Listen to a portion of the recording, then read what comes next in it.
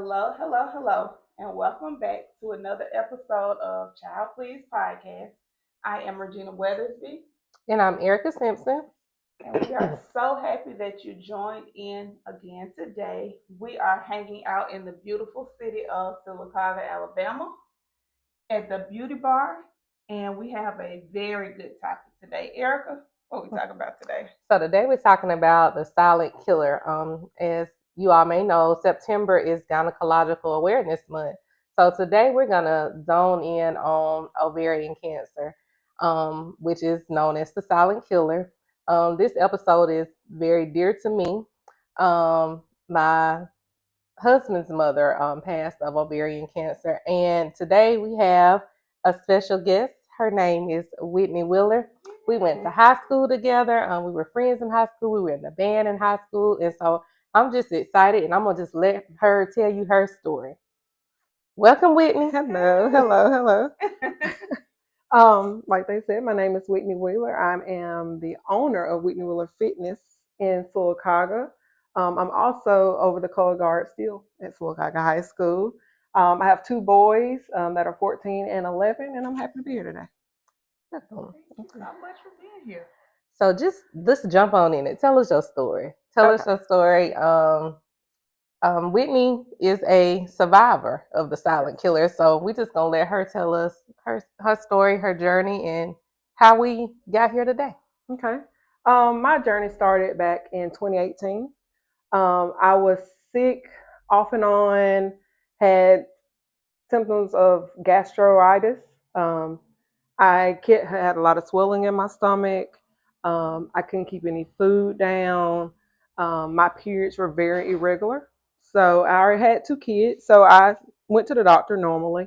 I all of a sudden had swelling in my right leg, and we couldn't figure out why my leg was swelling, like to the point where my thigh looked like I had lymphedema, like it was huge.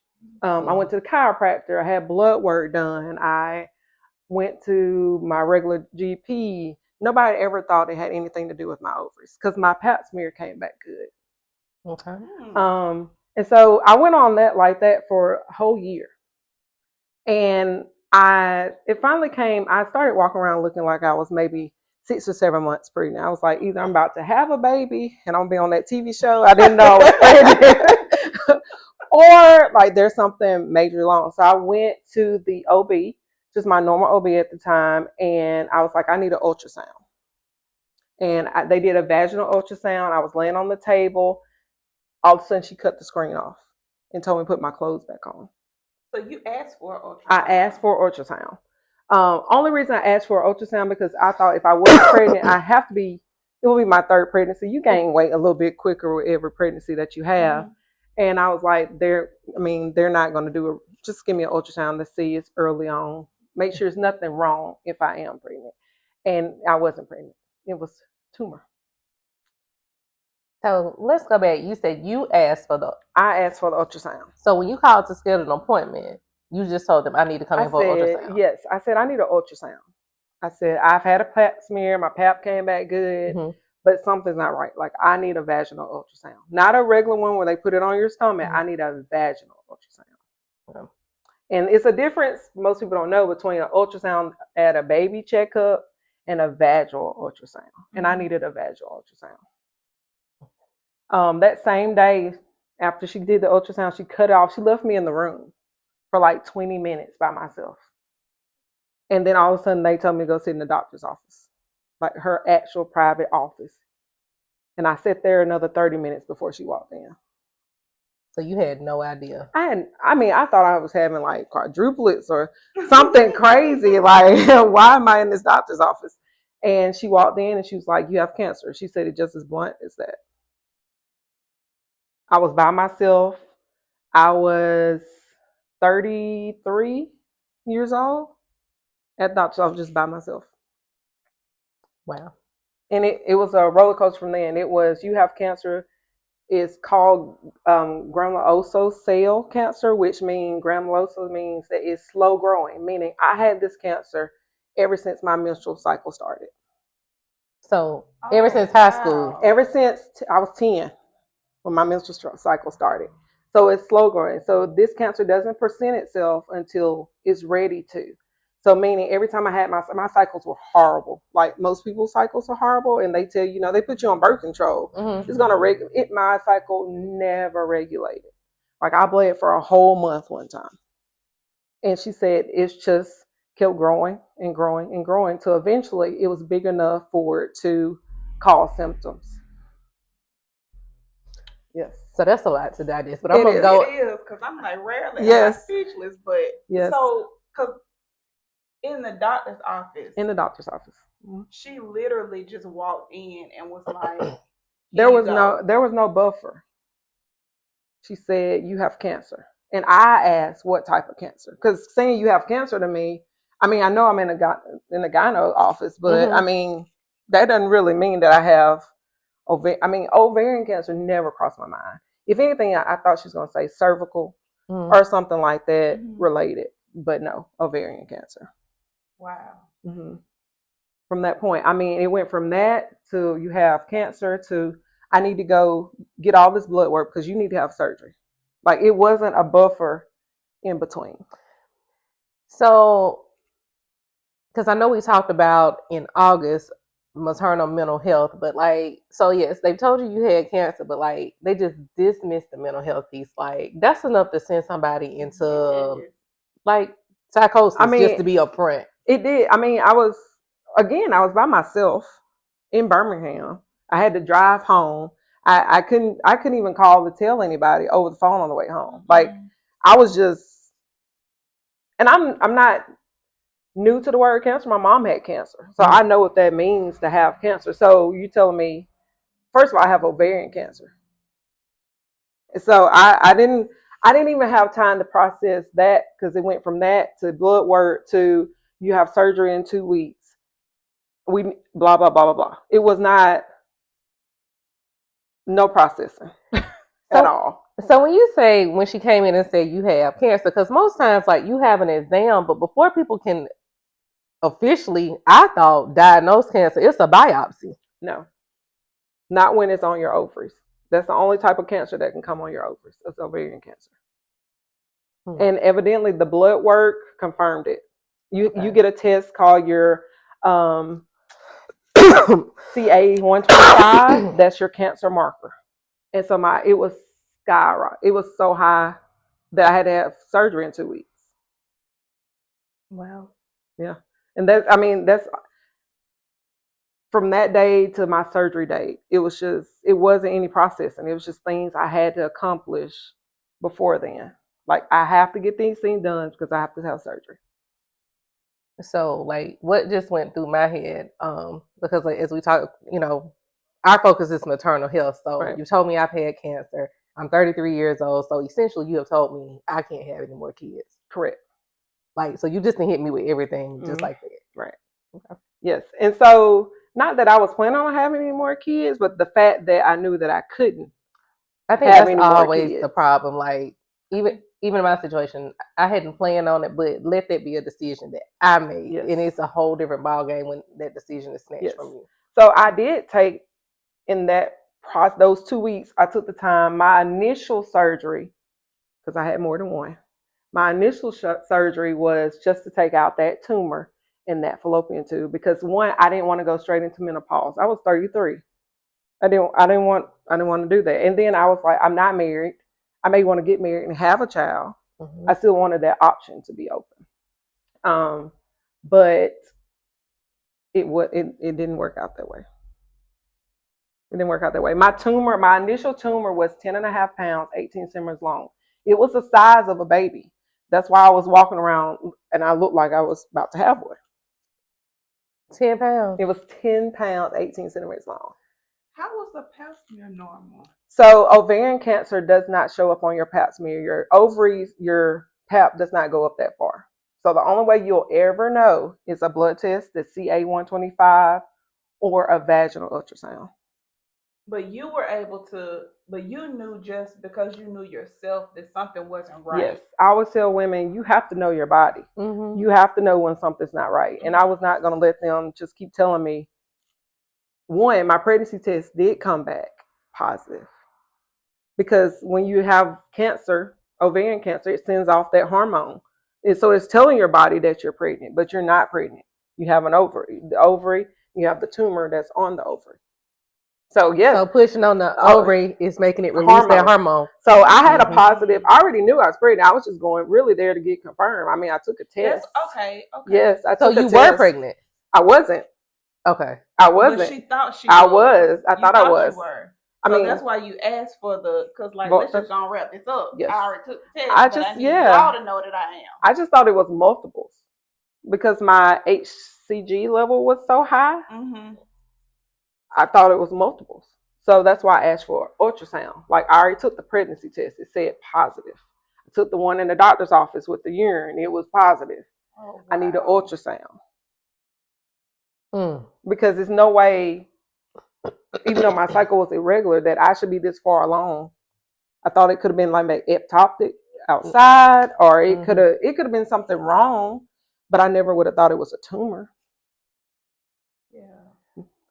So tell us, okay, let's go to let's go to the surgery. Like let's talk about that, like the process, because like that's just, I don't know. And I think before we even go there, I think what kind of bothers me, like it is considered the silent killer, but research states ovarian cancer does not affect African American women at the rate that it does white women. Correct. But when it does affect us, the outcomes are typically poor. Right.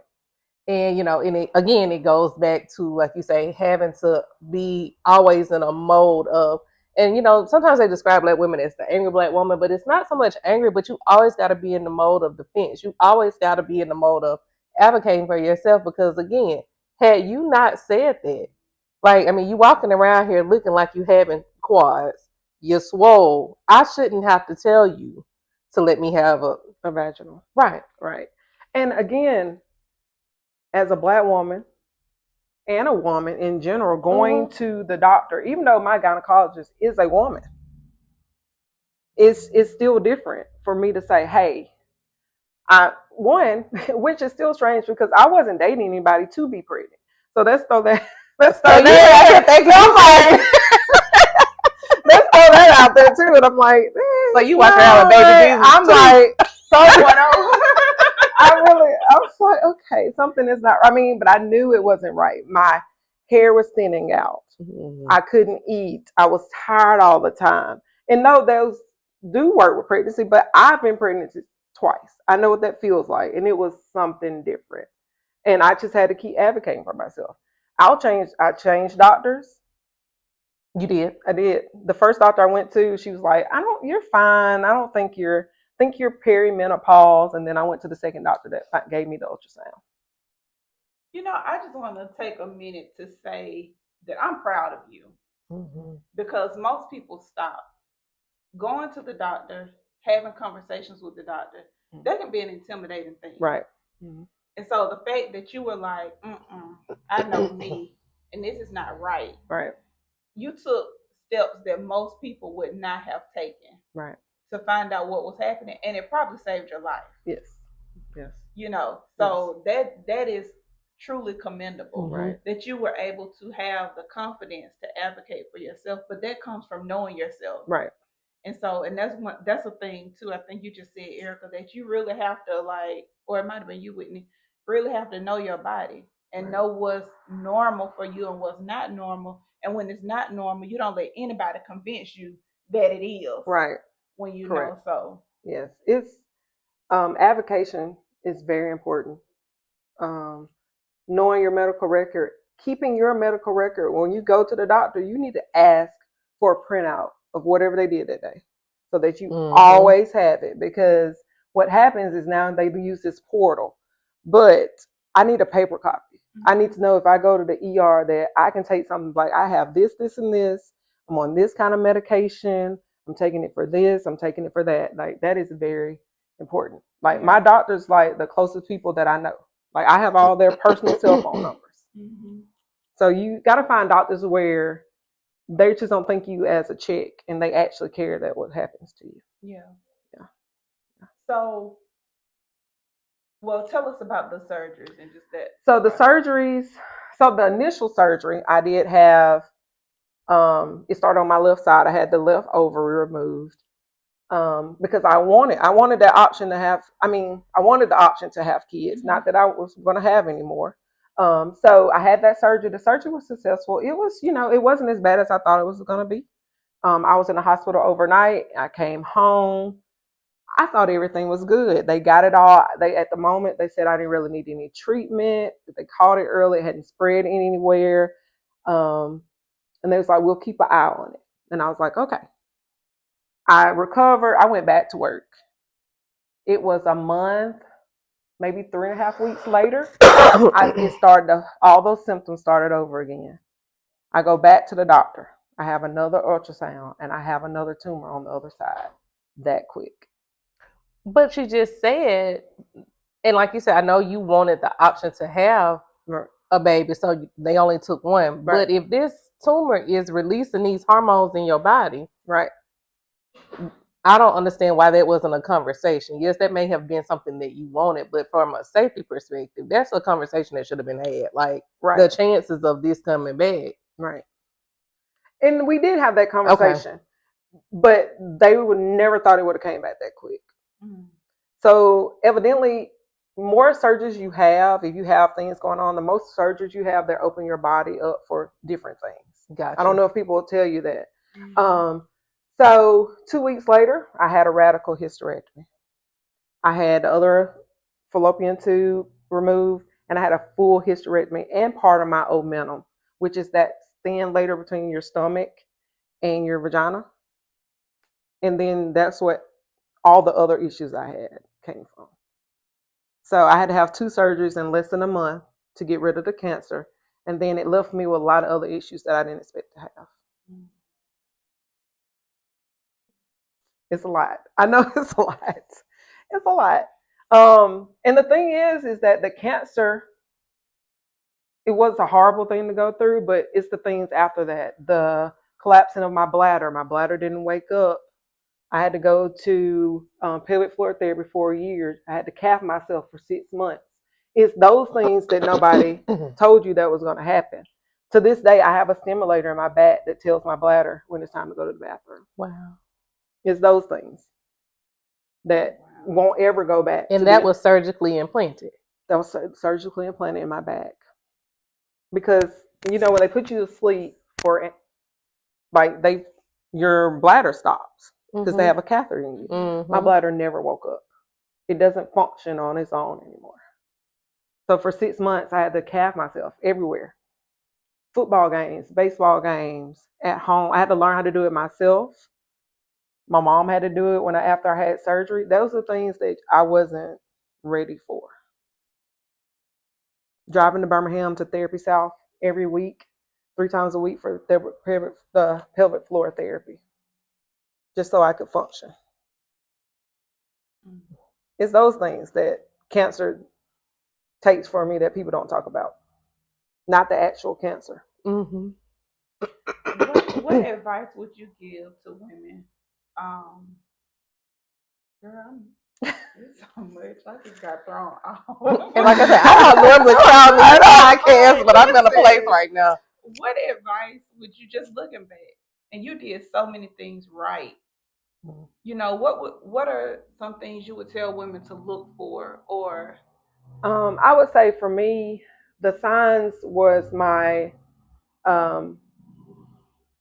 changing my stool, changing my eating habits, the fatigue, the bloating. Like I could show y'all pictures of like the bloating of my stomach. I mean, I've never been a small person, but I was bigger having cancer than I was pregnant. That's how big my stomach was. So bloating, if your stool changes, if you have really bad vaginal cramps, if you are bleeding just sporadically, those are the things you need to go to the doctor and get checked. Mm-hmm. But when you go to the doctor, you need to ask for certain things like a CA-125. It is the blood test that marks ovarian cancer. You need to ask for a vaginal ultrasound. Normally, they only do them when you're like 5 weeks pregnant because they're not going to see a baby on a regular ultrasound. Mm-hmm. But I would say definitely ask for those. If you do get diagnosed with ovarian cancer, have the genetic testing done. not for yourself or for your kids. So I have 2 boys, and so they have to get mammograms at 18 because I carry the gene for breast cancer, ovarian cancer, stomach cancer, and liver cancer, just to form the type of genetic markers that I have. Mm-hmm. Yeah. I know. I know it's a lot. It's a lot. And that's why they call it the silent killer, because most people don't get this far. Mm-hmm. Or they do find out in stage 3 or stage 4. And once it metastasizes and moves somewhere else, there's really not much you can do for it.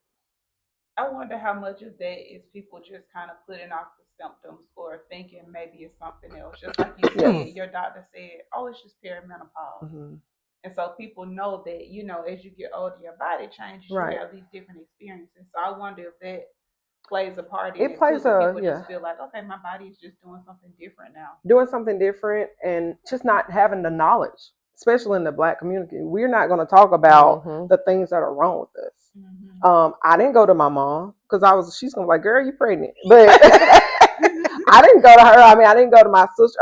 I've never met anybody before this that had ovarian cancer. That was not one of the cancers that in my family that I heard about. I know that, we know to do our breast exams, but nobody ever says, hey, what about your ovarian health? Nobody talks about that. Mm-hmm. And until we do, we're going to be a lot more of us that don't make it. Mm-hmm. And, recently I've been kind of having conversations with my own sister about, in the Black community, it's so much generationally that is passed down, so much trauma, but some of the trauma and drama is the health piece. And I was like, we talk about everything other than what matters. Right. Like say when like a matriarch or a patriarch of a family passes, we're going to talk about this land. We're going to talk about all these assets that really ain't even about nothing. Right. But what about this medical history? Right. It's a certain cancer that's in our family, and it's it's a pretty dominant cancer, and it's rare, but we've had 3 close family members that have it, but nobody is talking about that. Right. One, for us, cancer is always not a death sentence. Mm-mm. We have to get that out of our head. Right. And 2, we can't be afraid to say, hey, something's not right, or talk about it, or make a plan. At 30, I'm 39 now. I wasn't thinking about a will, but once cancer spreads, there's a lot less percentage of coming back from it. You've got to be able to like, hey, I have cancer. I tell my kids, they know, like their doctors know, like, what do I need to do now? Do they need to get tested now? He can have prostate cancer. He can have breast cancer. Like, what are the steps I need to do now? Do I need to eat better? Do I need to change their diet? Is it certain things we shouldn't be doing so that when they're 39 and 40, they don't have to go through the same things I do? Because even though you have the gene or your family has the gene, doesn't mean that you're going to have it. But you got to be cautious and looking for it at all times. And sometimes that can be a double-edged sword, because I know the things that can be wrong with me. I know that I could have breast cancer. It's a given. And my doctor always says, it's not if I have breast cancer, it's when I have breast cancer. Because my body is naturally producing those cells every day. And I was telling her prior to this, like, I just had a reoccurrence 2 months ago in my stomach. I had stomach cancer from 6 years ago, having ovarian cancer. So it can happen at any time. And I go to the doctor regularly. Like, if you checking for me, I'm probably at the doctor. I'm probably at the doctor. But I was just blessed that this tumor was up under a hernia that was bothering me. Because if I wouldn't had my hernia, they wouldn't have known that I had a tumor there. And so 2.5 months ago, I had stomach cancer, and I had stomach surgery, and I had the tumor removed. But it's just a cycle. It's just a cycle, and it just keeps going. But you have to stay on top of it. You have to take your medicine. You have to go do your checkups. You can't miss them because you got to go do this. Like, I'm not missing my doctor's appointment. Yeah. Mm-hmm. it's just not. That's not what I want to do. Well, this one was heavy, but on a lighter note, I want you to tell them about the fitness Okay. and is that some of like your health? Is that kind of what made you kind of like just go hard fitness wise? So prior to all of this, I worked in the gym in Montgomery. As my mama said, I worked in the gym in Montgomery. I went to Alabama State, not for anything health related. I just like fitness. Before all of this, I used to do fitness shows. Now my body is totally different. My body will never be the body that I had in 2018. It's just I take medicine every day. But my goal with my gym is for women to get moving, to be healthy. Let's work on your sleep. Let's work on your cholesterol. Let's get you off some of this medication. Mm-hmm. And I want more of us to come and work out. You know, we can do a lot of stuff. We'll go sit in a football game, at a Bama football game in the rain with a raincoat, but we won't come work out. Like, I don't think the stigma of my hair, and we make time for everything else but ourselves to work out. And it's just 30 minutes. So for me, working out is my happy place. That's how I reduce my stress. I try to make it more family oriented. You can bring your kids. I don't charge for you. Like, I just want you to come work out because I know my doctors always say the reason why I do know my body so well is because I move my body all the time. So when I can't do something, something's wrong. And that's where my push for fitness, especially in Silicaga, comes from. You know, we don't eat right. We still eating fried chicken for breakfast. It's some things, as you say, generational. Some things we have to break in order to make ourselves healthier. Because you can be pretty and skinny on the outside and be dying on the inside. I don't think people remember that. Think about that. Yeah. Yes, Whitney, we are so happy Thank you. that you were here today. You gave us so much information. You blew my mind several times, speechless, several more. But the information was so important and vital and necessary for people to hear, so that they can kind of think about just some of their own experiences. Right. So there's no doubt in my mind that you helped somebody that's going to listen to this and maybe even save a life. Yeah, that's what we can all help for. We are extremely blessed that you're here with us, and we want to thank you all for tuning in to this episode. We really appreciate it. As always, you can visit us on our website, www.thebluerosefoundation.org. Until next time, take care.